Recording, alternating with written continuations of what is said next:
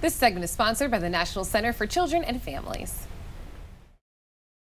Today, we welcome the National Center for Children and Families, whose foster care and adoption program matches children with safe and stable families in Maryland. Please welcome to our show, Paula, Sherman, and Akiana Fleurantin. Welcome to Good Morning Washington. Thank you. Awesome. So tell us, how long has the NCCF been working to break this cycle of abuse and neglect? So we've been working with youth for 31 years in Maryland and 26 years in the District of Columbia for youth that are removed from the District of Columbia and placed in Maryland. We've also been the largest private provider for DC foster care since 2018, and we're currently serving just under 250 youth. So what are the basic requirements for becoming a foster parent?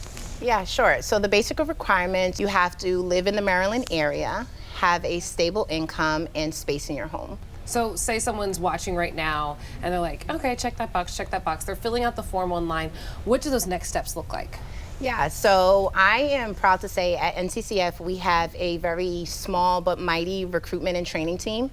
So once you fill out that online form, it will come to me personally, and then you will be matched with a recruiter who will then be your initial person if you have any questions, but that recruiter will also stay with you through the process if you choose to continue through with the licensing process.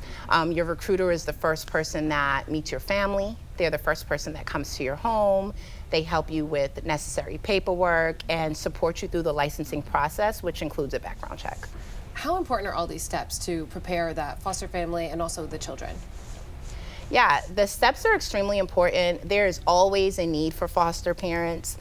We want to make sure the foster parents that we select at NCCF are driven to support children and leave a positive impact in children's lives.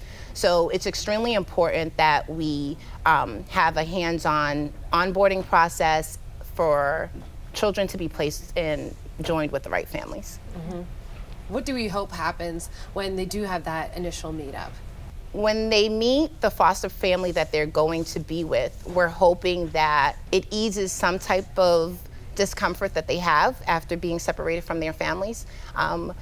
We hope that they feel comfortable in the home that they're joining, and that they then become some type of family themselves until they can possibly be rejoined with their birth families.